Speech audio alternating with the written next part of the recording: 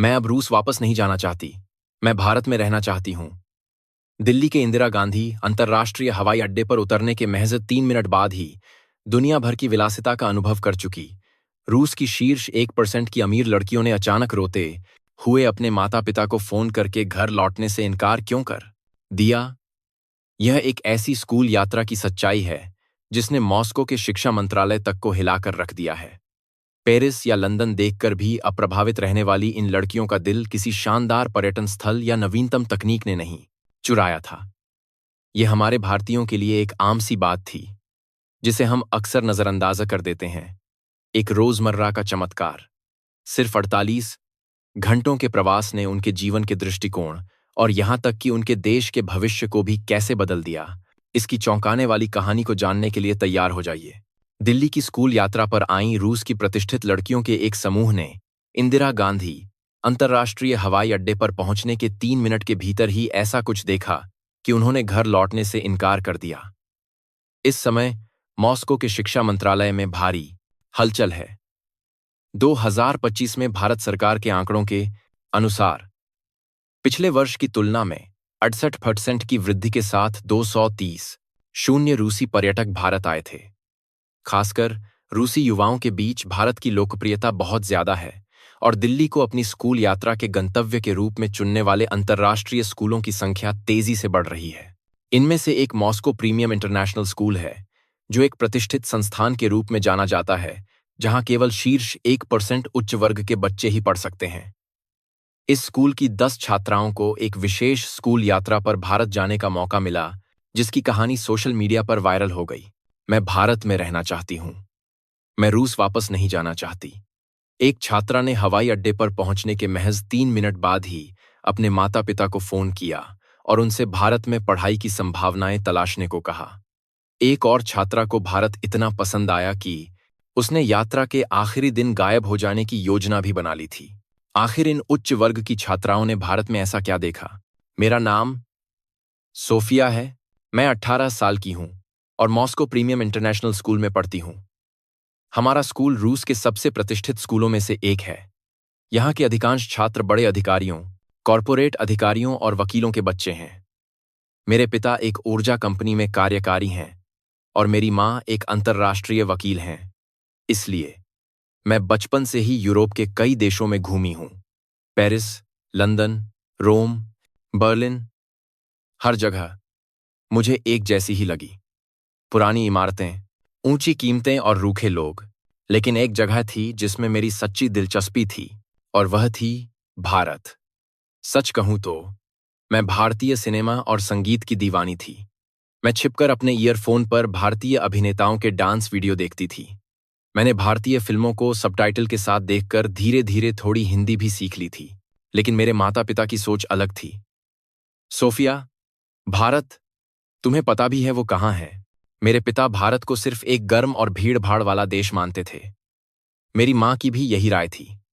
तुम्हारे लिए यूरोप या अमेरिका को और देखना ज्यादा फायदेमंद होगा। फिर भी मैंने हार नहीं मानी। जब स्कूल में स्कूल यात्रा के गंतव्य के लिए मतदान हुआ तो मैंने स्वाभाविक रूप से भारत को चुना। हैरानी की बात यह थी कि मेरे आधे से ज्यादा दोस्तों ने भी भारत को ही चुना। मुझे एहसास हुआ कि रूसी युवाओं में भारतीय संस्कृति कितनी लोकप्रिय हो चुकी है। अंत में नंबर मेरी ने साथ होने वाली संस्कृति की स्कूल ने भारत को स्कूल यात्रा के गंतव्य के रूप में अंतिम रूप दिया। रवानगी से एक रात पहले मैं उत्साह के मारे सो नहीं पाई। मुझे विश्वास ही नहीं हो रहा था कि मैं आखिरकार भारत जा रही हूं। लेकिन साथ ही मुझे थोड़ी चिंता भी थी।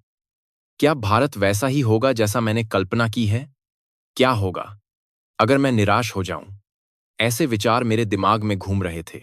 हवाई अड्डे जाते समय कार में मेरी माँ ने कहा, बहुत ज्यादा उम्मीदें मत रखना, वह यूरोप जैसा विकसित नहीं है। मैंने सिर हिलाया, लेकिन मन ही मन मैं बहस करना चाहती थी। माँ, आप भारत के बारे में कुछ नहीं जानती। हवाई अड्डे पर मैं अपने दोस्तों से मिली। सब बहुत उत्साहित थे। हमारी प्रभारी शिक्षिका एलेना पेत्रोवना थीं। वह 30 साल के अनुभव के साथ एक अनुभवी शिक्षिका थीं। वह सख्त थीं, लेकिन अपने छात्रों का दिल से ख्याल रखती थीं। रवानगी से पहले उन्होंने हमें इकट्ठा किया और कहा, सब लोग शिष्टाचार और व्यवस्था बनाए रखना। याद रखना, हम रूस का प्रतिनिधित्व कर रहे हैं। हम सबने सिर हिलाया। हम रूस का प्रतिनिधित्व कर रहे हैं। हम सबने सिर हिलाया। हम रूस का प्रतिनिधित्व कर रहे हैं। हम रूस का प्रतिनिधित्व कर रहे हैं। मैं विमान में चढ़ी और खिड़की से बाहर देखा।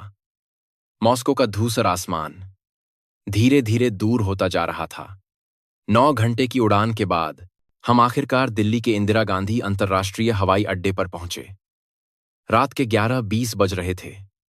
जैसे ही विमान का दरवाजा खुला, मेरा दिल तेजी से धड़कने लगा।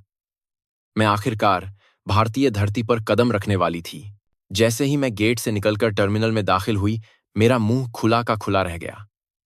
मैम, क्या यह सच में एक हवाई अड्डा है? यह तो किसी 5 सितारा होटल जैसा लगता है। देर रात होने के बावजूद अभी पर बोलो 5 होटल के लिए हवाई अड्डा दिन की तरह रोशन था। फर्श शीशे की तरह चमक रहा था। यह मॉस्को के हवाई अड्डे से बिल्कुल अलग था। मॉस्को में रात 10 बजे के बाद ज्यादातर दुकानें बंद हो जाती हैं और सफाई अगले दिन सुबह शुरू होती है। वहां फर्श हमेशा गंदा रहता था और कर्मचारी भी रूखे होते थे। लेकिन यहां सब कुछ अलग था। हर सूचना डेस्क पर कर्मचारी मुस्कान के साथ तैनात थे।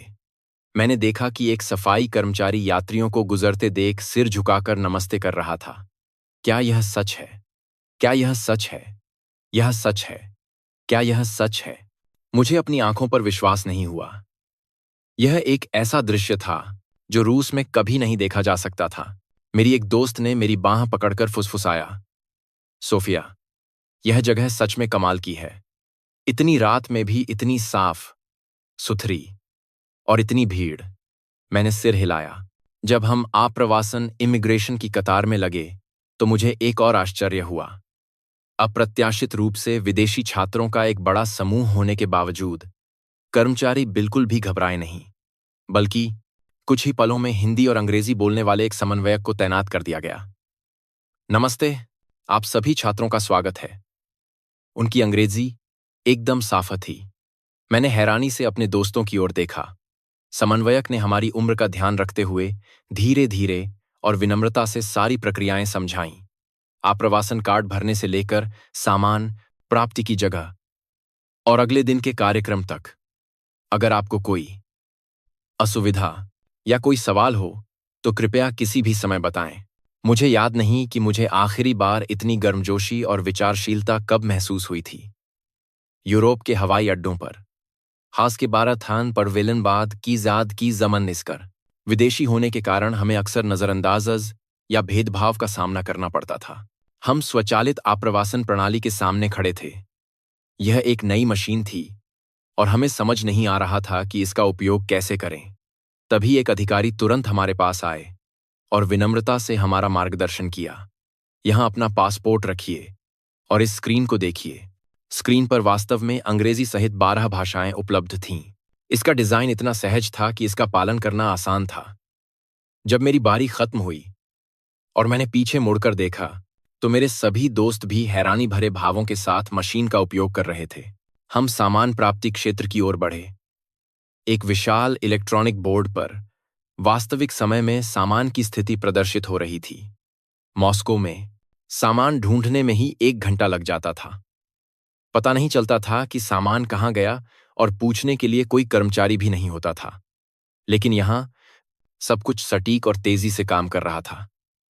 मेरा सामान आने में 10 मिनट भी नहीं लगे। सामान का इंतजार करते हुए मैंने अपना स्मार्टफोन निकाला और पिताजी को एक संदेश भेजा। पिताजी, क्या आप भारत के विश्वविद्यालयों के बारे में कुछ जानकारी ढूंढ सकते हैं? यह जगह अद्भुत है। मुझे यहां आए हुए सिर्फ 3 मिनट हुए हैं, लेकिन मुझे इससे प्यार हो गया है।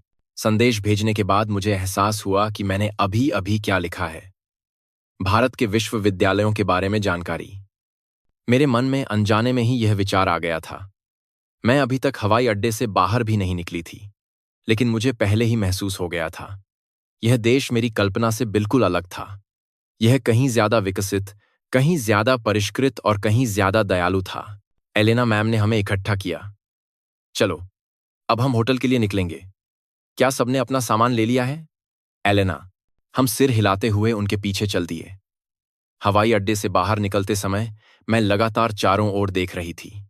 24 घंटे खुले रहने वाले कैफे, दुकानें, मुद्रा विनिमय केंद्र और यहां तक कि एक फार्मेसी भी। सब कुछ साफ, रोशन और व्यवस्थित था। हवाई अड्डे से बाहर निकलते ही रात की ठंडी हवा ने मेरे चेहरे को छुआ।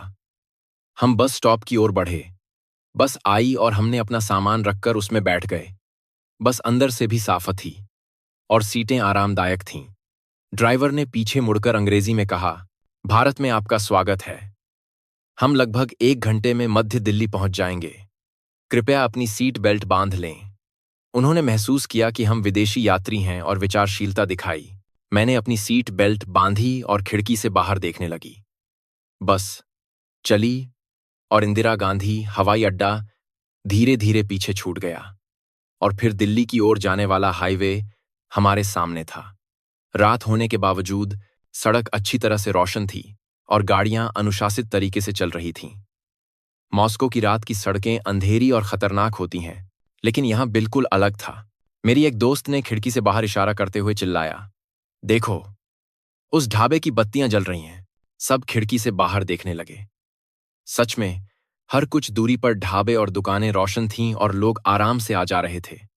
आधी रात में मॉस्को में रात 10 बजे के बाद ज्यादातर दुकानें बंद हो जाती हैं।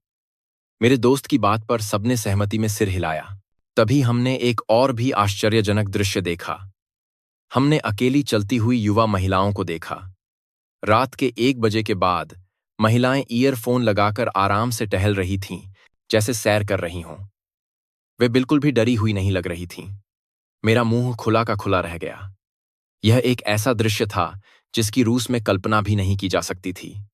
मॉस्को में रात 10 बजे के बाद किसी महिला का अकेले बाहर निकलना एक वर्जित बात मानी जाती है। यह बहुत खतरनाक होता है। डकैती, हिंसा, अपहरण, ये खबरें लगातार आती रहती थीं। इसलिए मैं भी रात में कभी अकेले बाहर नहीं निकलती थी। हमेशा मेरे पिता या ड्राइवर मेरे साथ होते थे। लेकिन यहां भारत में सब कुछ अलग था। रात के 2 बजने वाले थे, फिर भी महिलाएं अकेले आराम से घूम रही थीं, वह भी अपने स्मार्टफोन को देखते हुए। मैम, क्या उन महिलाओं को खतरा नहीं है? मैंने एलेना मैम से पूछा। मैम भी हैरान थीं और उन्होंने खिड़की से बाहर देखा। फिर बस के ड्राइवर से अंग्रेजी में पूछा, क्या यहां रात में महिलाओं का अकेले घूमना सुरक्षित है? ड्राइवर ने मुस्कुराते हुए जवाब दिया, बिल्कुल मैडम, दिल्ली के ये इलाके रात में भी बहुत सुरक्षित हैं। महिलाएं बिना किसी चिंता के घूम सकती हैं। यह शब्द सुनते ही मेरे दिल में एक गर्मजोशी सी महसूस हुई। ऐसा देश भी मौजूद है। मेरे दोस्तों ने भी एक दूसरे को हैरानी से देखा। मुझे लगा कि यही एक असली विकसित देश का चेहरा है। शानदार इमारतें या महंगे ब्रांड स्टोर नहीं, बल्कि एक ऐसा देश जहां नागरिक, खासकर महिलाएं, रात में भी सुरक्षित महसूस कर सकें। वही असली विकसित देश था। बस दिल्ली की ओर बढ़ती रही। जैसे जैसे हम शहर के केंद्र के करीब पहुंचे, ऊंची ऊंची इमारतें दिखाई देने लगीं। शीशे की बनी गगनचुंबी इमारतें रात के आसमान के सामने शान से खड़ी थीं। हर इमारत पर शानदार रोशनी थी और कुछ इमारतें तो लेड पर चलती फिरती तस्वीरें भी प्रदर्शित कर रही थीं। वाह, यह तो भविष्य के किसी शहर जैसा लगता है, मेरी एक दोस्त ने कहा। यह सच था। यह यूरोप के पुराने शहरों से बिल्कुल अलग महसूस हो रहा था। पेरिस और लंदन में ऐतिहासिक इमारतें खूबसूरत हैं, लेकिन उनमें कहीं न कहीं एक पुरानापन और जीर्ण शीर्णता का एहसास होता है। लेकिन दिल्ली अलग थी। यह आधुनिक, परिष्कृत और ऊर्जा से भरपूर थी। जब हम एक बड़े फ्लाईओवर के ऊपर से गुजरे तो मेरी सांसें लगभग थम सी गईं। पुल के ऊपर से रात का नजारा इतना खूबसूरत था। दोनों तरफ फैली इमारतों की कतारें, पुल की रोशनी और नीचे सड़कों पर चलती गाड़ियों की बत्तियां, सब कुछ एक आदर्श सामंजस्य में था। सोफिया, एक तस्वीर लो, मेरी दोस्त ने मेरे कंधे पर थपकी दी। मैंने जल्दी से अपना स्मार्टफोन निकाला और खिड़की से बाहर की तस्वीर ली, लेकिन तस्वीरें उस सुंदरता को पूरी तरह से कैद नहीं कर सकती थीं। यह एक ऐसा एहसास था जिसे केवल अपनी आंखों से देखकर ही महसूस किया जा सकता था। रात के 2:30 बजे हम आखिरकार होटल पहुंचे। बस से उतरकर मैंने आसपास देखा। हैरानी की बात यह थी कि होटल के आसपास अभी भी चहल पहल थी। 24 घंटे खुले रहने वाले रेस्तरां दिखाई दे रहे थे और दुकानों पर ग्राहक थे। सड़कों पर अब भी लोग चल रहे थे। मॉस्को में इस समय तक सब कुछ सो चुका होता और रात शांत होती, लेकिन दिल्ली अलग थी। यह शहर सो नहीं रहा था। हम होटल की लॉबी में दाखिल हुए। साफ सुथरा और आधुनिक इंटीरियर आंखों को भा रहा था। चेक इन करते समय फ्रंट डेस्क के कर्मचारियों ने हमारी उम्र को ध्यान में रखते हुए हमें एक शांत मंजिल पर कमरे दिए। आप सब छात्र हैं, इसलिए हमने आपको एक शांत मंजिल दी है। आराम से रहिएगा। उन्होंने धीरे धीरे अंग्रेजी में बात की ताकि हम समझ सकें। उन्होंने अगले दिन के नाश्ते के समय और आसपास की सुविधाओं के बारे में भी विस्तार से बताया। अगर आपको किसी भी चीज की जरूरत हो तो किसी भी समय फ्रंट डेस्क पर संपर्क करें। हम 24 घंटे सहायता के लिए उपलब्ध हैं। हम हमली अपडस दू एस अस डी एस एन। सबसे ज्यादा मार्मिक था उनका दिल से किया गया स्वागत। भारत में आपका स्वागत है। उम्मीद है आपका समय अच्छा बीतेगा। मुस्कान के साथ कहे गए इन शब्दों ने मेरे दिल को गर्मजोशी से भर दिया। कमरे की ओर जाने वाली लिफ्ट में मेरी एक दोस्त ने मुझसे कहा, सोफिया, भारत वैसा बिल्कुल नहीं है जैसा मैंने सोचा था। मैंने सिर हिलाया। हाँ, यह मेरी कल्पना से कहीं ज्यादा बेहतर है। अभी तो हम सिर्फ हवाई अड्डे से होटल तक ही आए हैं। लेकिन ऐसा लग रहा है जैसे हमने एक बिल्कुल अलग दुनिया का अनुभव कर लिया है। बाकी दोस्तों ने भी सहमति जताई। सही कह रही हो, मुझे भी ऐसा ही लगता है। यह अविश्वसनीय है कि यह रात में इतना सुरक्षित, साफ सुथरा और यहाँ के लोग इतने विनम्र हैं। हम अपने कमरे में पहुंचे।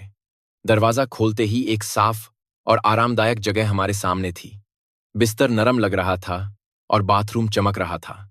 मैंने खिड़की खोली और बाहर झांका। रात के 3 बजने वाले थे, लेकिन सड़कों पर अब भी रोशनी थी। दुकानें, रेस्तरां, कैफे सब रोशन थे और लोग आराम से आ जा रहे थे। यह शहर सोता नहीं है। मुझे उसी पल एहसास हुआ कि भारत इतनी तेजी से क्यों विकसित हो रहा है। इस देश के लोग बिना रुके काम करते, पढ़ते और मेहनत करते दिख रहे थे, लेकिन साथ ही वे खुश भी लग रहे थे। ऐसा लग रहा था कि वे मजबूरी में नहीं, बल्कि अपनी मर्जी से यह सब कर रहे हैं। मैं बिस्तर पर लेट गई, लेकिन मुझे नींद नहीं आ रही थी। मेरे दिमाग में बहुत सारे विचार घूम रहे थे। हवाई अड्डे पर पहली छाप, सुरक्षित रात की सड़कें, जीवंत शहर। कुछ ही घंटों में मेरी जानी पहचानी दुनिया पूरी तरह से उलट गई थी। जो बातें मैं रूस में सामान्य मानती थी, वे वास्तव में सामान्य नहीं थीं। महिलाओं का रात में अकेले न चल पाना, आधी रात में सभी दुकानों का बंद हो जाना, हवाई अड्डे का अंधेरा और गंदा होना, कर्मचारियों का रूखा और असहयोगी होना। मैं यह सब स्वाभाविक मानती थी। मुझे लगता था कि दुनिया ऐसी ही होती है, लेकिन भारत आकर मुझे एहसास हुआ कि दुनिया बदल सकती है। एक ज्यादा सुरक्षित, ज्यादा साफ और ज्यादा विनम्र समाज बनाया जा सकता है। और यह कोई खास बात नहीं, बल्कि नागरिकों की चेतना और व्यवस्था का परिणाम है। मैंने अपना स्मार्टफोन उठाया और मां को एक संदेश भेजा। मां, भारत सच में अद्भुत है। यह वैसा बिल्कुल नहीं है जैसा आप सोचती हैं। कल और चीजें देखने के बाद मैं फिर से बताऊंगी। आपको प्यार। संदेश भेजकर मैंने स्मार्टफोन रख दिया। मैंने एक बार फिर खिड़की से बाहर झांका। दिल्ली की रात अब भी रोशन और जीवंत थी। उस रोशनी को देखते हुए मैंने सोचा, आने वाले कुछ दिनों में मैं और कितनी चीजें देखूंगी। भारत मुझे और क्या आश्चर्य देगा। उम्मीद और उत्साह से मेरा दिल भर गया। उस रात मैं गहरी नींद नहीं सो सकी, या यूं कहें कि मैं सोना नहीं चाहती थी। मैं इस पल, इस एहसास, इस उत्साह को हमेशा के लिए महसूस करना चाहती थी। खिड़की से बाहर की रोशनी को देखते हुए मैंने मन ही मन कसम खाई, मैं इस यात्रा में भारत की हर चीज को अपनी आंखों में बसा लूंगी और एक दिन मैं यहां वापस आऊंगी। शायद ज्यादा समय के लिए, पढ़ाई के लिए, नौकरी के लिए, या शायद सच में यहीं बसने के लिए। मुझे ऐसा ही पूर्वाभास हो रहा था और इस तरह भारत में मेरी पहली रात बीती। सुबह 4 बजे के करीब मुझे आखिरकार नींद आई, लेकिन अपने सपनों में भी मैं दिल्ली की रात की सड़कों पर चल रही थी। अकेले, सुरक्षित, आजादी से, वह अनुभव जो रूस में कभी संभव नहीं था। मैं उसे अपने सपनों में भी जी रही थी। सुबह के 6 बजे जेट लैग के कारण मेरी आंख खुल गई। बेडसाइड घड़ी पर ठीक 6:05 थे। मॉस्को के समय के हिसाब से यह आधी रात का समय था। शरीर थका हुआ था, लेकिन मन अजीब तरह से उत्साहित था। दालान से फुसफुसाने की आवाजें आ रही थीं। मैंने दरवाजा खोला तो देखा कि मेरी तरह ही जो 6 दोस्त सो नहीं पाई थीं, वे दालान में इकट्ठा थीं। सोफिया, तुम भी नहीं सो पाई? हाँ, समय के अंतर के कारण। वैसे तुम सब यहां क्या कर रही हो? हमें भूख लगी है और कुछ खाना चाहते हैं, लेकिन क्या इस समय कोई दुकान खुली होगी? सब उलझन में थीं। मॉस्को में सुबह 8 बजे से पहले कोई रेस्तरां खोजना लगभग असंभव है। हमने धीरे से एलेना मैम के कमरे का दरवाजा खटखटाया। मैम भी जाग चुकी थी। मैम, हम बहुत भूखे हैं। क्या खाने के लिए कोई जगह है? मैम भी थोड़ी परेशान हुई, लेकिन उन्होंने एहतियात के तौर पर फ्रंट डेस्क पर फोन किया। कुछ देर बाद मैम का चेहरा खिल उठा। लड़कियों, अच्छी खबर है। होटल के ठीक बगल में एक 24 घंटे खुला रहने वाला रेस्तरां है। 24 घंटे? हम सब हैरान रह गए। सुबह 6 बजे भी खाना मिल सकता है? रूस में यह अकल्पनीय था। हमने जल्दी से कपड़े बदले और बाहर निकल गए। होटल से बाहर निकलते ही हमें एक और झटका लगा। सुबह के 6:30 बजे थे, लेकिन सड़कें पहले से ही लोगों से गुलजार थीं। सूट पहने दफ्तर जाने वाले लोग, स्पोर्ट्स वेयर में जॉगिंग करते और दुकानों से बाहर निकलते लोग। मॉस्को की सुबह शांत होती है, लेकिन दिल्ली में दिन पहले ही शुरू हो चुका था। वह रेस्तरां सच में होटल के ठीक बगल में था। दरवाजा खोलकर अंदर जाते ही गर्म हवा के साथ स्वादिष्ट भोजन की महक ने हमारा स्वागत किया। हमारी उम्मीद से ज्यादा ग्राहक थे। अकेले बैठकर अखबार पढ़ते हुए एक अधेड़ उम्र के सज्जन, लैपटॉप पर काम करती एक युवा महिला और रात की पाली खत्म करके आए थके हुए दफ्तर के कर्मचारी सब आराम से सुबह का नाश्ता कर रहे थे। सुबह 6 बजे इतने सारे लोग खाना खा रहे थे। मेनू देखते ही मेरी आंखें बड़ी हो गईं। छोले भटूरे 150 रुपये, डोसा 200 रुपये, एक थाली 250 रुपये। रूसी मुद्रा में बदलने पर यह अविश्वसनीय रूप से सस्ती कीमत थी। 150 रुपये का मतलब लगभग 180 रूबल। मॉस्को में इतने में ऐसा भोजन पाने के लिए कम से कम 500 रूबल की जरूरत होती, और मॉस्को के औसत मासिक वेतन की तुलना में मुझे समझ आया कि भारत में कीमतें कितनी वाजिब थीं। काउंटर पर बैठे अंकल ने हमें देखकर कोई अजीब प्रतिक्रिया नहीं दी। एलेना मैम ने उनसे अंग्रेजी में बात की। अंकल ने धीरे धीरे अंग्रेजी में जवाब देते हुए मेनू के बारे में बताया। कौन सा व्यंजन हल्का है? कौन सा व्यंजन हल्का है? 500 करती है कि सबसे बढ़कर आप अनाम हार में छात्रों में कौन सा लोकप्रिय है?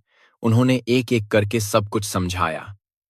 इस छोटी सी विचारशीलता ने मुझे प्रभावित किया। रूस के रेस्तरां के कर्मचारी अक्सर रूखे होते हैं और सेवा भी धीमी होती है।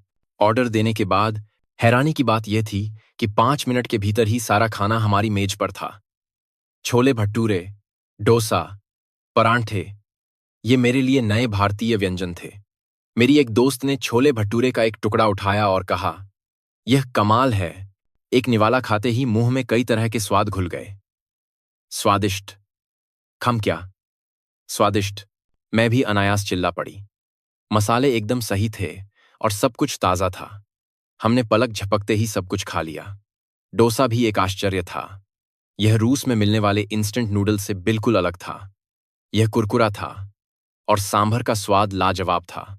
हम सातों ने मजे से खाया। खाना खत्म करके जब हम बिल चुकाने गए तो हमें एक और आश्चर्य हुआ। 7 लोगों के पेट भर खाने का कुल बिल लगभग 1500 रुपये था। रूसी मुद्रा में यह लगभग 1800 रूबल था। मॉस्को में इसी स्तर का भोजन करने पर कम से कम 5000 रूबल लगते। लगभग 3 गुना का अंतर। 800 रूबल लगा था। लगभग 3 गुना का अंतर। अंकल ने छोटे से छोटे सिक्के का भी सही सही हिसाब करते हुए मुस्कुराकर कहा। खाना पसंद आया? एलेना मैम ने जवाब दिया। हाँ, बहुत स्वादिष्ट था। धन्यवाद। अंकल ने हमें कुछ और व्यंजनों के बारे में भी बताया, जैसे कि बिरयानी और कबाब, और कहा कि अगली बार जरूर कोशिश करना। रेस्तरां से बाहर निकलते हुए मेरे दोस्त लगातार तारीफ कर रहे थे। खाना भी स्वादिष्ट, सस्ता भी, और सेवा भी अच्छी। यह तो उत्तम है। हाँ, और यह सुबह 6 बजे भी खुला है। यह अद्भुत है। मैंने सिर हिलाते हुए सोचा। मुझे नहीं पता था कि रूस और भारत के बीच इतना बड़ा अंतर है। यह सिर्फ आर्थिक पैमाने या जीडीपी का नहीं, बल्कि रोजमर्रा की सुविधा और जीवन की गुणवत्ता का अंतर था। होटल लौटते समय हम एक सुविधा स्टोर, कन्वीनियंस स्टोर में रुके। अंदर जाते ही एक और आश्चर्य हमारा इंतजार कर रहा था। सुबह सुबह होने के बावजूद एक समय सून कार में हमारे चांद करे। वह किसी डिपार्टमेंटल स्टोर की तरह साफ सुथरा और सामान से भरा हुआ था। और भी हैरानी की बात यह थी कि वहां ऐसे काम भी हो सकते थे जो एक सुविधा स्टोर में असंभव लगते थे। सिर्फ सामान खरीदने के अलावा कुरियर भेजना, बिलों का भुगतान, बैंकिंग सेवाएं और यहां तक कि टिकट बुकिंग भी संभव थी। रूस के सुविधा स्टोर सिर्फ कुछ खाद्य पदार्थ बेचते हैं, एक सरफाइव से, लेकिन भारत का यह स्टोर एक छोटा जीवन केंद्र जैसा था। मेरे दोस्तों ने अपनी पसंद के स्नैक्स चुने, खासकर स्थानीय मिठाइयां और पेय लोकप्रिय थे। कैश काउंटर पर हमें एक और आश्चर्य हुआ। गणना की गति वास्तव में तेज थी। बारकोड स्कैन करते ही कीमत प्रदर्शित हो गई और कार्ड स्वाइप करते ही तुरंत भुगतान हो गया। कर्मचारी विनम्र थे और हम विदेशियों को देखकर उन्होंने कोई असुविधाजनक भाव नहीं दिखाया, बल्कि उन्होंने अंग्रेजी में अभिवादन किया। भारत में आपका स्वागत है।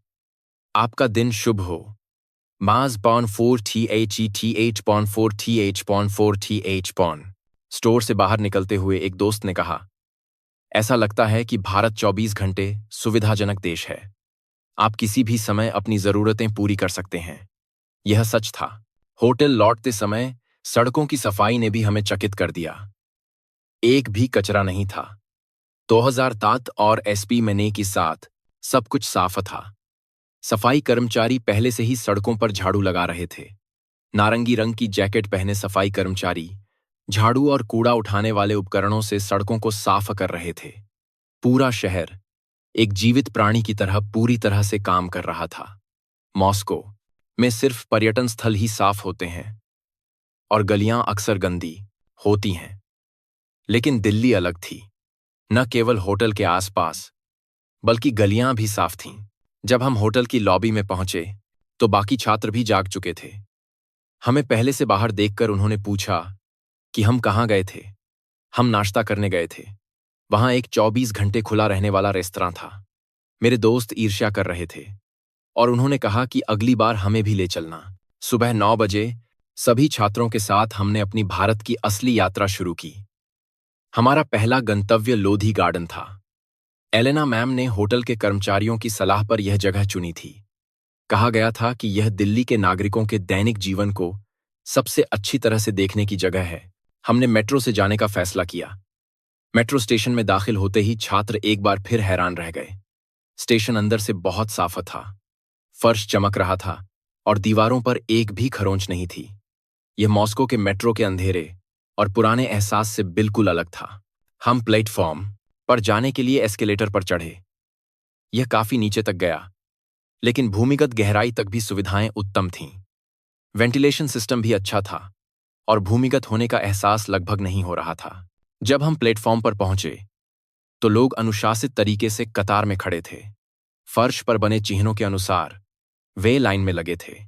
देखो, वे लोग कतार में हैं, मेरी एक दोस्त ने फुसफुसाया। मॉस्को के मेट्रो में लोग धक्का मुक्की करते हैं और एक दूसरे से झगड़ते हैं। इलेक्ट्रॉनिक बोर्ड को देखकर हम फिर से चकित रह गए। उस पर सटीक रूप से प्रदर्शित था कि अगली ट्रेन कितने मिनट और कितने सेकंड में आएगी। 3 मिनट 20 सेकंड बाद आगमन। मेरी एक दोस्त ने अपने स्मार्टफोन की घड़ी से मिलान किया। ट्रेन सच कर मैं उसी समय पर आई। जब मेट्रो आई तो लोगों का व्यवहार और भी प्रभावशाली था। दरवाजा खुलते ही सब लोग उतरने वालों के लिए दोनों तरफ हट गए। जब सभी उतरने वाले बाहर निकल गए तो उन्होंने अनुशासित तरीके से चढ़ना शुरू किया। कोई धक्का मुक्की या झगड़ा नहीं। मेट्रो का इंटीरियर भी आश्चर्यजनक था। यह बहुत साफ था। सीटों पर कोई लिखावट नहीं थी और फर्श भी साफ था। हैंडल भी चमक रहे थे। एयर कंडीशनिंग ठीक से काम कर रहा था और ठंडक थी और शोर भी कम था, जिससे बात करना आसान था। लेकिन सबसे ज्यादा आश्चर्यजनक बात कुछ और थी। मेरी एक दोस्त ने अपना स्मार्टफोन देखकर चिल्लाया, अरे, मेट्रो के अंदर भी इंटरनेट चल रहा है। सबने अपने स्मार्टफोन निकाले। यह सच था। मेट्रो के अंदर भी हाई स्पीड इंटरनेट पूरी तरह से काम कर रहा था। वीडियो भी बिना रुके चल रहे थे। यह रूस के मेट्रो में अकल्पनीय था। मेरे दोस्तों ने तुरंत रूस में अपने परिवार और दोस्तों को वास्तविक समय में तस्वीरें भेजना शुरू कर दिया।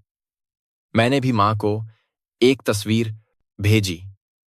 मां, मेट्रो के अंदर भी इंटरनेट बंद नहीं होता और यह अनुशासन चौंकाने वाला है। बेज पेज प्रेन संबंध ऑन वाल में बेज पेज पना वाल में इंटरनेट बंद नहीं होता। गंतव्य स्टेशन पर पहुंचकर हम बाहर निकले। हमारे सामने फैले बगीचे के दृश्य को देखकर हम सबने खुशी से शोर मचाया। वाह, विशाल बगीचा, हरे भरे पेड़ और दूर दिखती ऐतिहासिक इमारतें। यह मॉस्को से बिल्कुल अलग माहौल था। यह कहीं ज्यादा व्यवस्थित, साफ और जीवंत लग रहा था। बगीचे में प्रवेश करते ही एक और भी अद्भुत दृश्य हमारे सामने था। बहुत से नागरिक व्यायाम कर रहे थे। जॉगिंग करते लोग, योग करते समूह और यहां तक कि कुछ लोग पारंपरिक व्यायाम भी कर रहे थे। सप्ताह के दिन सुबह होने के बावजूद इतने सारे लोग आराम से व्यायाम कर रहे थे। उसी क्षण मैंने सबसे प्रभावशाली चीज देखी। बगीचे में लगे सार्वजनिक स्वास्थ्य उपकरण, ओपन एयर जिम, स्ट्रेचिंग बार और कई तरह के व्यायाम उपकरण लगे हुए थे और बहुत से नागरिक उनका उपयोग कर रहे थे। खासकर बुजुर्गों की संख्या ज्यादा थी। एक दादाजी बार पर लटककर पुल अप्स कर रहे थे।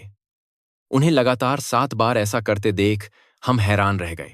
सूचना बोर्ड पढ़ने पर पता चला कि सभी व्यायाम उपकरण उपयोग के लिए मुफ्त थे। कोई भी इस्तेमाल कर सकता है और वह भी मुफ्त में। मेरे दोस्त हैरानी से चिल्लाए, रूस में व्यायाम करने के लिए पैसे देकर जिम जाना पड़ता है। सार्वजनिक व्यायाम उपकरण लगभग नहीं हैं, और अगर हैं भी तो वे पुराने और खतरनाक हैं। लेकिन भारत अलग था। सरकार नागरिकों के स्वास्थ्य के लिए जगह जगह सार्वजनिक व्यायाम उपकरण लगा रही थी, वह भी मुफ्त में। एक दादी जी उपकरण पर स्ट्रेचिंग कर रही थीं। उनके चेहरे पर एक उज्जवल मुस्कान थी। मैंने हिम्मत करके उनसे बात की। माफ कीजिए, उनके साथ करने माफ कीजिए, क्या आप रोज यहां आती हैं? दादी जी को अंग्रेजी अच्छी तरह से नहीं आती थी, लेकिन उन्होंने इशारों में जवाब दिया। वह रोज यहां स्वास्थ्य के लिए व्यायाम करने आती हैं। और फिर उन्होंने मुस्कुराकर थम्स अप किया। दादी जी की उज्जवल मुस्कान देखकर मुझे एहसास हुआ कि भारत के बुजुर्ग इतने स्वस्थ और जीवंत क्यों दिखते हैं। देश ने बुजुर्गों के लिए एक अच्छा बुनियादी ढांचा तैयार किया है। मुफ्त व्यायाम उपकरण, साफ सुथरे पार्क, सुरक्षित वातावरण। मुझे अचानक अपनी दादी की याद आ गई। मेरी दादी का पिछले साल निधन हो गया था। वह मॉस्को के एक छोटे से अपार्टमेंट में अकेली रहती थीं और सर्दियों में फिसलकर गिरने के बाद उनका स्वास्थ्य तेजी से बिगड़ गया था। अस्पताल का खर्च इतना ज्यादा था कि कीसे मेरी केसे 30 आसनता के साथ कीसे तीसे उन्हें उचित इलाज भी नहीं मिल सका। वह पार्क में जाकर व्यायाम करना चाहती थीं, लेकिन रूस के पार्क सर्दियों में सुनसान और खतरनाक हो जाते थे। काश मेरी दादी ऐसे देश में रहती। मेरी आंखों में आंसू आ गए। मेरी दादी ने जीवन भर कड़ी मेहनत की। मेरी दादी ने जीवन भर कड़ी मेहनत की। सबसे ज्यादा 2 साल करने में पार्क से सान किया है, लेकिन उनका बुढ़ापा अकेला और दर्दनाक था। लेकिन भारत की ये दादियां अलग थीं। वे साफ सुथरे पार्कों में मुफ्त में व्यायाम कर रही थीं और स्वस्थ बुढ़ापा बिता रही थीं। यही असली विकसित देश है। सिर्फ आर्थिक रूप से विकसित देश नहीं, बल्कि एक ऐसा देश जो अपने नागरिकों, खासकर कमजोर लोगों की परवाह करता है। वही असली विकसित देश था। हम बगीचे की एक बेंच पर बैठकर थोड़ा आराम करने लगे। चारों ओर देखने पर परिवार के साथ आए लोग भी बहुत थे। बच्चों के साथ खेलते पिता हान बगीचे की एक बेंच पर बैठकर थोड़ा आराम करने लगे। घुमक्कड़ गाड़ी में बच्चे को सैर कराती माताएं। यह एक शांतिपूर्ण दैनिक जीवन का दृश्य था। खासकर प्रभावशाली थे अपने कुत्तों को घुमाने वाले लोग। सबके पास पट्टा था और वे सफाई के लिए बैग भी लिए हुए थे। मैंने एक सज्जन को अपने कुत्ते की गंदगी को साफ करते हुए देखा। उन्होंने टिश्यू से ध्यान से उसे उठाया, बैग में डाला और ले गए। मॉस्को में लोग अक्सर कुत्तों की गंदगी को वहीं छोड़ देते हैं, लेकिन भारत अलग था। सब लोग अपनी जिम्मेदारी से सफाई बनाए हुए थे। दोपहर के करीब हम बगीचे से निकले। एलेना मैम ने अगला गंतव्य बताया। अब हम शहर के केंद्र में एक प्रसिद्ध किताबों की दुकान पर जाएंगे। वहां एक खास जगह है। किताबों की दुकान? मेरे दोस्तों ने थोड़ा निराश भाव दिखाया। वे शायद खरीदारी की उम्मीद कर रहे थे। मैम ने मुस्कुराते हुए कहा, तुम खरीदारी भी कर सकती हो, लेकिन पहले मैं तुम्हें कुछ दिखाना चाहती हूं। हम शहर के केंद्र में कनॉट प्लेस स्थित एक प्रसिद्ध किताबों की दुकान की ओर बढ़े। इमारत में दाखिल होते ही छात्रों की आंखें बड़ी हो गईं। यह सिर्फ एक किताबों की दुकान नहीं थी। ऊंची छत, नरम रोशनी और कलात्मक रूप से सजी किताबों की अलमारियां। यह किसी आर्ट गैलरी जैसा माहौल था। यह किताबों की दुकान है? एक दोस्त ने अविश्वसनीय भाव से पूछा। लेकिन एलेना मैम हमें सिर्फ वास्तुकला की सुंदरता ही नहीं दिखाना चाहती थीं। चलो, सब लोग अपने आसपास ध्यान से देखो, मैम ने धीरे से कहा। मैंने चारों ओर देखा और मुझे एहसास हुआ। सप्ताह के दिन दोपहर 2 बजे होने के बावजूद बहुत से नागरिक किताबें पढ़ रहे थे। वे सीटों पर बैठकर गंभीरता से पढ़ने में मग्न थे। खासकर प्रभावशाली थे सूट पहने दफ्तर के कर्मचारी। एक सज्जन अर्थशास्त्र की किताब खोलकर ध्यान से नोट्स बना रहे थे। एक महिला अंग्रेजी सीखने की किताब देखकर शब्द याद कर रही थी। क्या वे लोग काम नहीं करते? मेरी एक दोस्त ने धीमी आवाज में पूछा। एलेना मैम ने समझाया। मैम ने समझाया। मैम ने समझाया। शायद वे अपने दोपहर के भोजन के अवकाश का उपयोग कर रहे हैं।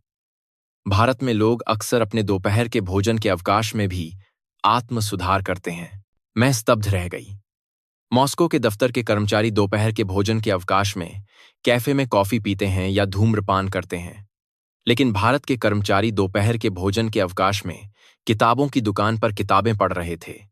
वे सीखने को वास्तव में साथ ही साथ ही साथ ही साथ ही साथ ही साथ ही साथ ही साथ ही साथ ही महत्वपूर्ण मानते हैं। मैंने फुसफुसाया। मैम ने सिर हिलाया। हाँ, भारत के लोग जीवन भर सीखना बंद नहीं करते। यही एक कारण है कि यह देश, भारत के लोग अभिमांत्रे के लिए बत्तख एक्सपेंटा इतनी तेजी से विकसित हुआ है। मैंने और ध्यान से देखा। न केवल युवा कर्मचारी बल्कि बुजुर्ग भी थे। एक दादाजी इतिहास की किताब पढ़ रहे थे और एक दादी जी खाना पकाने की किताब देख रही थीं। कॉलेज के छात्र दिखने वाले युवा लैपटॉप खोलकर असाइनमेंट कर रहे थे या प्रोग्रामिंग सीख रहे थे। हर उम्र के लोग अपने अपने तरीके से सीख रहे थे। रूस में आजीवन शिक्षा की अवधारणा आम नहीं है। विश्वविद्यालय से स्नातक होने के बाद सीखना समाप्त हो जाता है। नौकरी में आने के बाद कोई और पढ़ाई नहीं करता। लेकिन भारत बिल्कुल अलग था। हर उम्र के लोग सीखते रहते थे, बढ़ते रहते थे और विकसित होने का प्रयास करते थे। यह एक विकसित देश का असली चेहरा है। मैं हिंदी सीखने वाली किताबों के सेक्शन की ओर गई। विभिन्न प्रकार की हिंदी पाठ्यपुस्तकें सजी हुई थीं, शुरुआती से लेकर उन्नत स्तर तक। मैंने एक किताब उठाई और खोली। देवनागरी लिपि और अक्षर मुझे बहुत सुंदर लगे। एक दिन मैं इस भाषा को धारा प्रवाह बोलना चाहती हूं। मेरे दिल में एक दृढ़ लक्ष्य बन गया। मैं हिंदी सीखूंगी, भारत में पढ़ाई करूंगी, काम करूंगी और रहूंगी। मैं इस देश का हिस्सा बनना चाहती हूं। अभी मैं हिस्सास दारो खींचारी आचार में एक आज मेरे दोस्त भी अपनी रुचि की किताबें देख रहे थे। कोई भारतीय इतिहास की किताब देख रहा था, कोई भारतीय संस्कृति पर, तो कोई भारतीय व्यंजनों पर। सब भारत के बारे में और जानना चाहते थे। हम लगभग 1 घंटा किताबों की दुकान में रहे, शांति से किताबें पढ़ते हुए समय बिताया। मन अजीब तरह से शांत था। यह एक ऐसी भावना थी जिसे मैंने रूस में कभी महसूस नहीं किया था। किताबों की दुकान से बाहर निकलते हुए एलेना मैम ने पूछा, कैसा लगा सब? एक दोस्त ने जवाब दिया, मैम, मुझे लगता है कि मैं समझ गई कि भारत क्यों विकसित हुआ है, क्योंकि यहां लोगों में लगातार सीखने की संस्कृति है। दूसरे दोस्त ने कहा, हाँ, सीखने के प्रति जुनून ही देश को विकसित कर रहा है। मैंने भी सिर हिलाया। मैम मुस्कुराई। सही है, भारत संसाधनों से समृद्ध देश नहीं है, लेकिन इसने अपने लोगों में निवेश किया है, शिक्षा में निवेश किया और आजीवन सीखने की संस्कृति बनाई। यही इस देश की ताकत है। संस्कृति के लिए ज़ारों के लिए, बाती संस्कृति के लिए ज़ारों के साथ मान की, ये शब्द मेरे दिल में गहराई से बस गए। रूस संसाधनों से समृद्ध है, लेकिन नागरिकों का जीवन कठिन है। शिक्षा में निवेश की भी कमी है और आजीवन सीखने की संस्कृति भी नहीं है। लेकिन भारत अलग था। यह लोगों का निर्माण करने वाला देश था। अगला, हम युवाओं के केंद्र हौज खास विलेज गए। एलेना मैम हमें भारत के युवाओं की संस्कृति दिखाना चाहती थीं। स्टेशन से बाहर निकलते ही एक जीवंत माहौल ने हमें घेर लिया। अनोखे फैशन वाले युवा, हंसी की आवाजें और संगीत। यह मॉस्को से बिल्कुल अलग ऊर्जा थी। सड़क पर निकलते ही सबसे पहले हमारी नजर स्ट्रीट परफॉर्मेंस पर पड़ी। एक समूह सड़क के किनारे नृत्य कर रहा था। 5 युवा लड़के लड़कियां एक साथ परफेक्ट डांस कर रहे थे। हम रुककर उनका प्रदर्शन देखने लगे। संगीत के साथ उनके शरीर की हरकतें वास्तव में शानदार थीं। उनमें जुनून महसूस हो रहा था। प्रदर्शन उनमें जुनून महसूस हो रहा था। समाप्त होने पर दर्शकों ने जोरदार तालियां बजाईं। हमने भी साथ में तालियां बजाईं। कुछ लोगों ने उनके रखे हुए बॉक्स में पैसे डाले। एक दोस्त ने बाकी बार का एमएजी प्रशंसा करते हुए कहा, यहां स्ट्रीट परफॉर्मेंस का स्तर वास्तव में बहुत ऊंचा है। फ्रेंड्स डे बारक टूरे। थोड़ा आगे चलने पर हम एक और समूह से मिले। इस बार यह एक बैंड था जो वाद्य यंत्र बजा रहा था। वे रॉक संगीत बजा रहे थे और वे वास्तव में प्रतिभाशाली थे। हम संगीत की धुन पर थिरकने लगे। मुझे एहसास हुआ कि संगीत की कोई सीमा नहीं होती। हम एक पिस्सू बाजार फ्ली मार्ट की ओर बढ़े। युवा कलाकार हाथ से बनी चीजें बेच रहे थे। गहने, कलाकृतियां, कपड़े। हम एक स्टॉल पर रुक गए। वहां आधुनिक डिजाइन के झुमके थे जिन पर पारंपरिक भारतीय पैटर्न बने हुए थे। विक्रेता एक युवा महिला थी। उसने अंग्रेजी में समझाया, यह मैंने खुद बनाया है। मैंने भारतीय परंपरा और आधुनिकता को मिलाने की कोशिश की है। वे सच में बहुत खूबसूरत थे। मेरी एक दोस्त ने एक जोड़ी खरीद ली।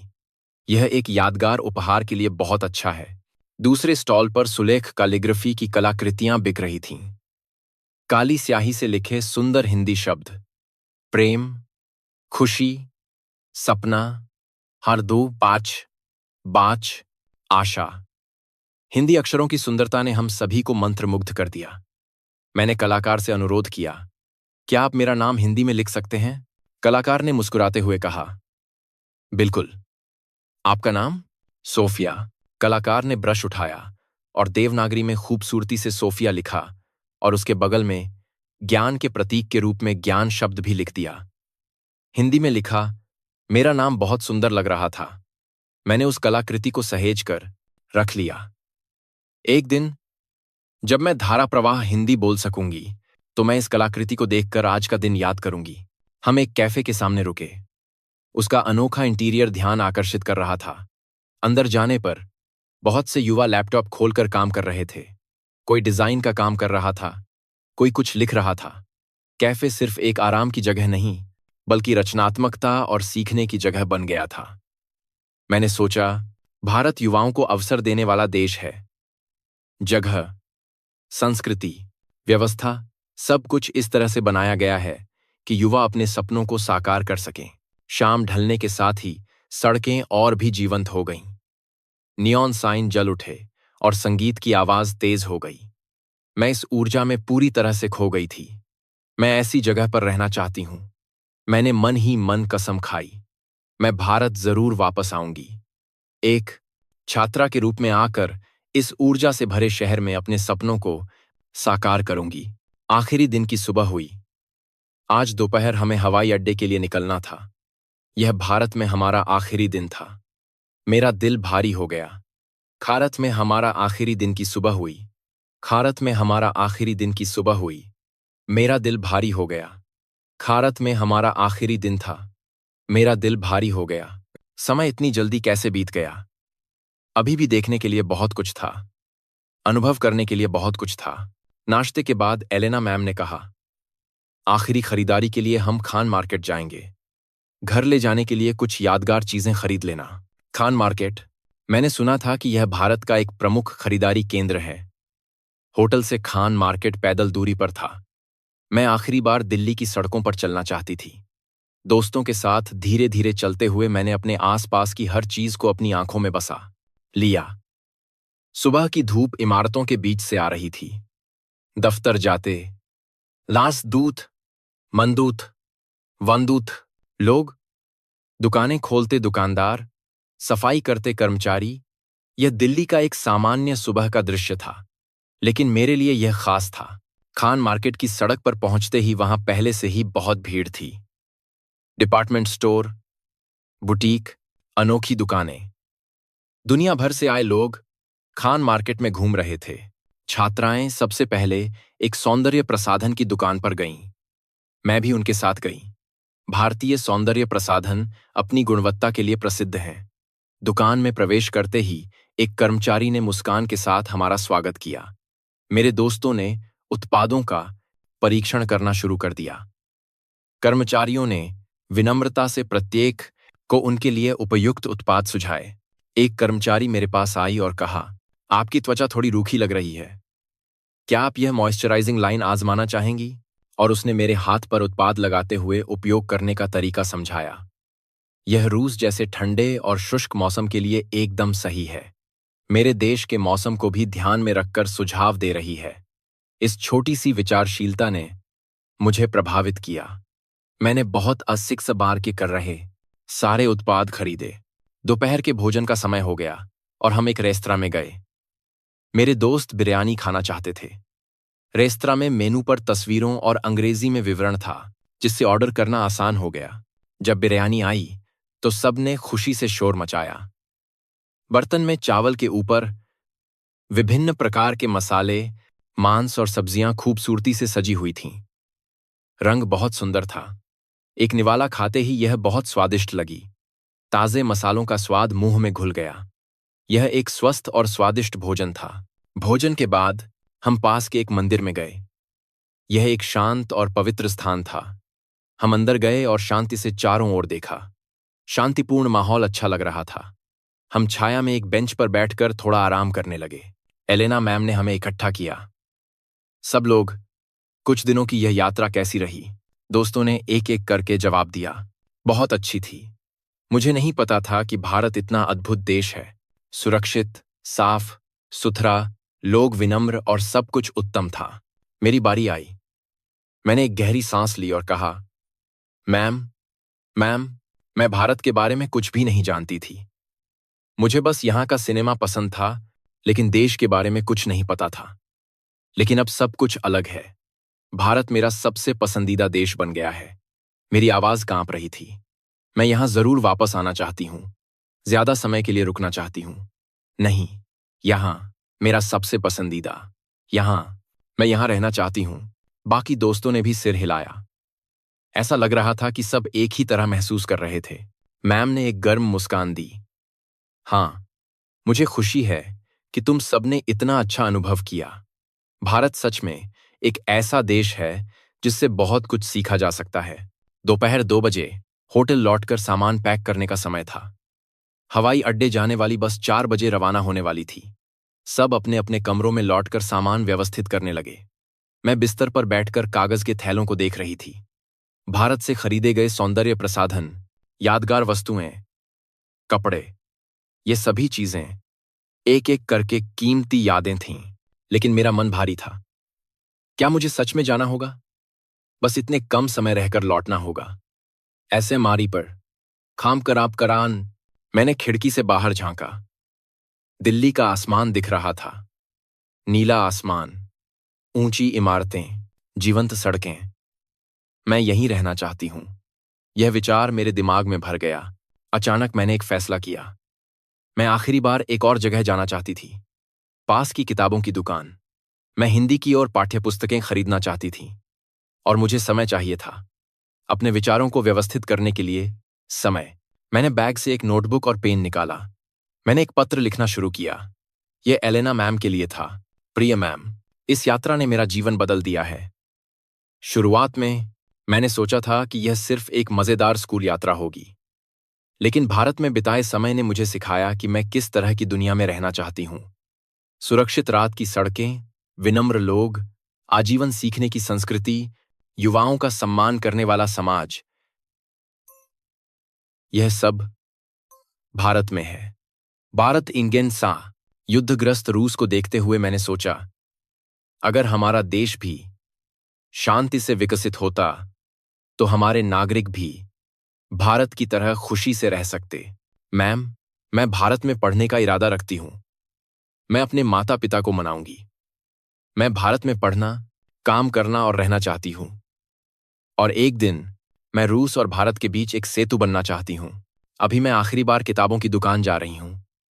मुझे हिंदी की और पाठ्यपुस्तकें खरीदनी हैं। मैं जल्द ही वापस आ जाऊंगी। कृपया चिंता न करें, सोफिया। मैंने पत्र को एक लिफाफे में रखा और मेज पर रख दिया, और फिर मैं चुपचाप कमरे से बाहर निकल गई। किताबों की दुकान पर मैंने हिंदी की कुछ और पाठ्यपुस्तकें चुनी। मैं गंभीरता से पढ़ना चाहती थी। मैं धारा प्रवाह हिंदी बोलना चाहती थी। बिल चुकाकर मैं किताबों की दुकान से बाहर निकली। भारी बैग लेकर मैं सड़क पर चल रही थी। तभी मैं एक कैफे के सामने रुक गई। खिड़की के पार लोग कॉफी पीते हुए बातें कर रहे थे। यह एक शांतिपूर्ण दैनिक जीवन था। मेरे मुंह से अनायास निकल गया, मैं ऐसा जीवन जीना चाहती हूं, बिना युद्ध के, बिना डर के, बस सामान्य रूप से सपने देखते हुए जीने वाला जीवन। मुझे लगता है कि मैं कुछ देर वहीं खड़ी रही। जब मैंने अपना फोन देखा तो 3:30 बज रहे थे। अब मुझे वापस जाना चाहिए।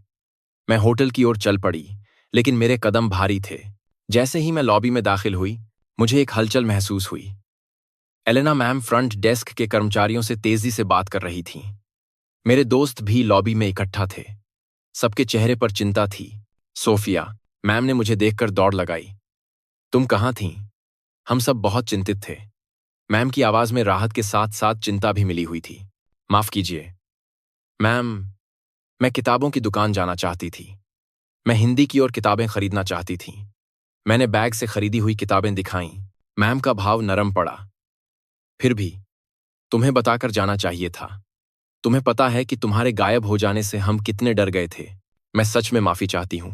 मेरे दोस्त मेरे पास आए। सोफिया, हम सच में बहुत डर गए थे। हमने सोचा कि तुम्हें किसी भारतीय लड़के से प्यार हो गया है और तुम भाग गई हो। माफ करना। मैं बस आखिरी बार इस शहर को थोड़ा और देखना चाहती थी। एलेना मैम ने मेरे कंधे पर हाथ रखा। मैं समझती हूं, लेकिन अब हमें सच में जाना होगा। बस जल्द ही चलने वाली है। जी मैम। मैंने अपने कमरे से लाया हुआ पत्र का लिफाफा मैम को दिया। यह मैंने आपको देने के लिए लिखा था। कृपया इसे बाद में पढ़ें। मैम ने पत्र लेते हुए सिर हिलाया। हमने अपना सामान इकट्ठा किया और बस में बैठ गए। खिड़की से बाहर होटल, खान मार्केट की सड़कें और दिल्ली दिख रही थीं। बस चली और वह सब धीरे धीरे दूर होता गया। अलविदा दिल्ली। मैंने मन ही मन विदाई दी। मैं जरूर वापस आऊंगी। इस बार ज्यादा समय के लिए। मैं जरूर वापस आऊंगी। हम इंदिरा गांधी हवाई अड्डे पर पहुंचे। वही जगह जहां कुछ दिन पहले हमने पहला कदम रखा था। लेकिन मेरा दिल पूरी तरह से बदल चुका था। मैं विमान में चढ़ी। सीट पर बैठकर मैंने खिड़की से बाहर देखा। भारत की धरती धीरे धीरे छोटी होती जा रही थी। मेरी आंखों से आंसू बहने लगे। मुझे विदा लेना इतना बुरा लग रहा था, लेकिन साथ ही मैंने कसम खाई, मैं जरूर वापस आऊंगी। इस बार एक छात्रा के रूप में। एक छात्रा के रूप में। अगली सुबह हम मॉस्को हवाई अड्डे पर पहुंचे। रूस के धूसर आसमान ने हमारा स्वागत किया। यह दिल्ली के नीले आसमान से बहुत अलग था। हवाई अड्डे से बाहर निकलते ही हमारे माता पिता हमें लेने आए थे। मां ने मुझे देखकर दौड़ लगाई। सोफिया, स्वागत है। हाँ मां। मैंने मां को गले लगाया, लेकिन अजीब बात थी। मॉस्को अपरिचित लग रहा था। कुछ दिन पहले तक यह मेरा घर था। कुछ दिन पहले तक, लेकिन अब यह कहीं ना कहीं अजीब लग रहा था। मेरे दोस्त भी अपने माता पिता को भारत की कहानियां सुनाने लगे। मां, भारत सच में अद्भुत है। पिताजी, वहां रात में भी महिलाएं अकेले घूम सकती हैं। वहां 24 घंटे दुकानें खुली रहती हैं और मेट्रो भी बहुत साफा है। हमारे माता पिता के चेहरे पर हैरानी के भाव आ गए। मेरी माँ भी मुझे घूर रही थी। सोफिया, क्या तुम्हें भारत इतना अच्छा लगा? हाँ, माँ, मेरी कल्पना से कहीं ज्यादा अच्छा। कार में बैठकर घर लौटते समय मैंने खिड़की से बाहर देखा। मॉस्को की सड़कें नजर आ रही थीं। पुरानी इमारतें, गंदी सड़कें, भावहीन लोग। यह इतना अंधेरा क्यों है? यह इतना गंदा क्यों है? लोग इतने भावहीन क्यों हैं? मैं भारत से तुलना कर रही थी। घर पहुंचकर मैंने अपना सामान खोला। मैंने भारत से खरीदी हुई चीजें एक एक करके निकाली। सौंदर्य प्रसाधन, यादगार वस्तुएं, हिंदी की पाठ्य पुस्तकें। माँ मेरे कमरे में आईं। सोफिया, यह सब क्या है? यह आपके लिए उपहार है, माँ। भारतीय सौंदर्य प्रसाधन। मैं बिस्तर पर बैठ गई और माँ को देखा। माँ, मैं भारत में पढ़ना चाहती हूँ। माँ के हाथ रुक गए। क्या? तुम भारत में पढ़ना चाहती हो? मैं कॉलेज भी भारत में करना चाहती हूँ। माँ मेरे बगल में बैठ गईं। सोफिया, तुम वहां सिर्फ कुछ दिन रही हो। यात्रा में देखे गए देश और वास्तव में वहां रहने में अंतर होता है, मैं जानती हूं। लेकिन माँ, मैं सच में भारत में अपना भविष्य बनाना चाहती हूँ। मैं भविष्य बनाना चाहती हूँ। उस रात एक पारिवारिक बैठक हुई। मैंने पिताजी और माँ के सामने बैठकर अपनी भावनाएं बताईं। मैंने भारत में जो देखा, महसूस किया और समझा, वह सब बताया। सुरक्षित समाज, उन्नत व्यवस्था, सीखने की संस्कृति, युवाओं का सम्मान करने वाला माहौल। पिताजी गंभीर भाव से सुन रहे थे। सोफिया, मैं समझ गया कि भारत एक अच्छा देश है, लेकिन तुम एक रूसी हो। यह तुम्हारा देश है। मैं जानती हूं पिताजी, लेकिन भारत को देखकर मुझे एहसास हुआ कि युद्ध नहीं, शांति, दमन नहीं, स्वतंत्रता ही नागरिकों को खुश करती है। पिताजी कुछ देर सोचते रहे। ठीक है, पहले तुम हिंदी सीखो और 1 साल बाद हम फिर से बात करेंगे। अगर तब भी तुम्हारा मन नहीं बदला तो मैं तुम्हारी मदद करूंगा। मेरी आंखों में आंसू भर आए। सच में? पिताजी? हाँ, उस दिन से मैंने हिंदी सीखना शुरू कर दिया। रोज 2 घंटे देवनागरी लिखना, शब्द याद करना। और फिर स्कूल में एक बड़ी घटना हुई। यात्रा से 1 सप्ताह बाद मेरे दोस्तों ने सोशल मीडिया पर भारत यात्रा की तस्वीरें और वीडियो डालना शुरू कर दिया। मैंने भी एक वीडियो बनाया। देर रात के एक रेस्तरां में अकेले खाना खाती महिलाएं, पार्क में व्यायाम करते बुजुर्ग, मेट्रो के अंदर भी चलता इंटरनेट, साफ सुथरी सड़कें। शीर्षक था ETM एंड। शीर्षक था वह देश जिसने 48 घंटों में मेरे जीवन का दृष्टिकोण बदल दिया। प्रतिक्रिया विस्फोटक थी। पहले दिन 50 शून्य व्यूज, 1 सप्ताह में 300 शून्य। हजारों टिप्पणियां आईं। मुझे नहीं पता था कि भारत इतना विकसित देश है। मैं भी जाना चाहती हूँ। रूस ऐसा क्यों नहीं हो सकता? पूरे रूस में भारत के प्रति रुचि बढ़ गई। स्कूल की अभिभावक बैठक में भी भारत एक विषय बन गया। मैं भी अपनी बेटी को भारत भेजना चाहती हूँ। सुना है कि भारत की शिक्षा प्रणाली बहुत अच्छी है। स्कूल ने एलेना मैम से एक विशेष व्याख्यान का अनुरोध किया। 1 महीने बाद एलेना मैम से 1 महीने बाद एलेना मैम से एक विशेष व्याख्यान का अनुरोध किया। सभागार में एक व्याख्यान आयोजित किया गया। एलेना मैम ने भारत के अपने अनुभवों को स्पष्ट रूप से बताया। प्रणाली की दक्षता, नागरिकों का चेतना स्तर, विदेशियों के प्रति आतिथ्य, शिक्षा, संस्कृति, सुरक्षित समाज। एक यात्रा ने बच्चों का जीवन बदल दिया। व्याख्यान समाप्त होने के बाद बहुत से छात्र मैम के पास गए। मैं भी उनमें से एक थी। मैम, मैंने हिंदी सीखना शुरू कर दिया है। मैम मुस्कुराईं। हाँ, सोफिया, मैंने तुम्हारा पत्र पढ़ा। वह बहुत मार्मिक था। कुछ दिनों बाद एक और भी आश्चर्यजनक खबर आई। स्कूल को एक आधिकारिक पत्र मिला। यह रूस के शिक्षा मंत्रालय से आया था। एलेना मैम ने सभी छात्रों के सामने इसकी घोषणा की। छात्रों, एक अद्भुत खबर है। हमारी भारत की स्कूल यात्रा ने रूस के शिक्षा मंत्रालय का ध्यान आकर्षित किया है। सभागार में हलचल मच गई।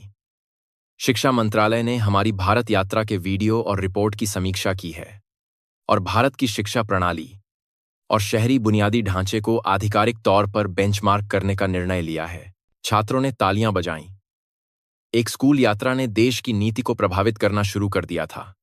हमने कभी सपने में भी नहीं सोचा था कि हमारे 48 घंटे इतना बड़ा बदलाव ला सकते हैं। उसके बाद स्कूल में बदलाव शुरू हुए। एक भारतीय संस्कृति सप्ताह बनाया गया, भारतीय भोजन चखना, भारतीय फिल्में देखना और एक हिंदी क्लब खोला गया। मैंने स्वाभाविक रूप से इसमें शामिल होकर अध्यक्ष का चुनाव जीता। कुछ महीने बाद एक दिन मेरे माता पिता ने मुझे बुलाया।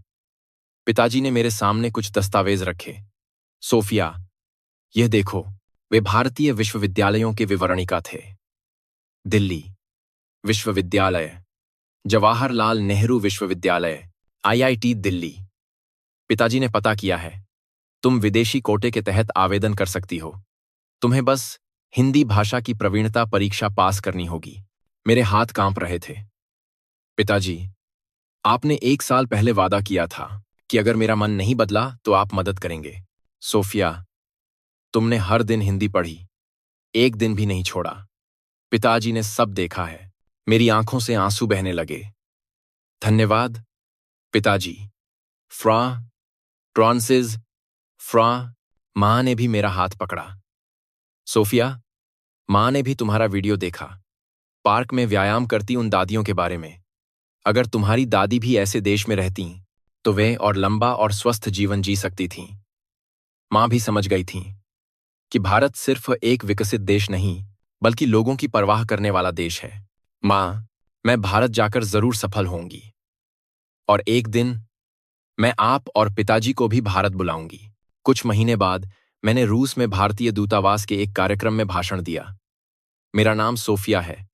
कुछ महीने पहले मैंने भारत में 48 घंटे बिताए। उन 48 घंटों ने मेरा जीवन पूरी तरह से बदल दिया। दर्शक ध्यान से सुन रहे थे।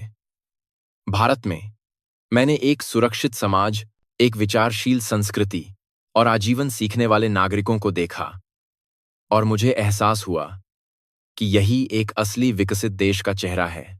तालियों की गड़गड़ाहट हुई।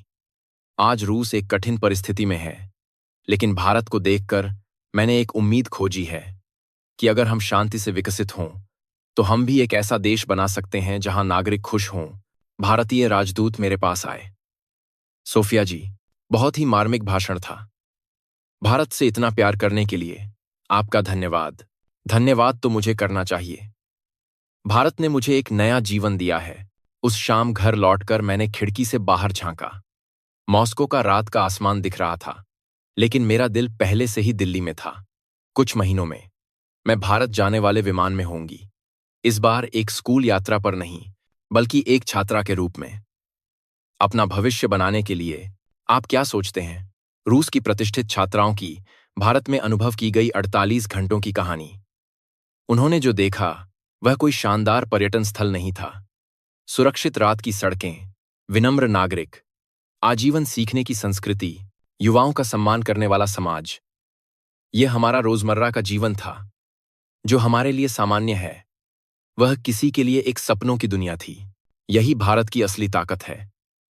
आर्थिक पैमाना या सैन्य शक्ति नहीं, बल्कि नागरिकों की चेतना, विचारशीलता और शांतिपूर्ण दैनिक जीवन। यही असली कारण है कि दुनिया के लोग भारत से प्यार करते हैं।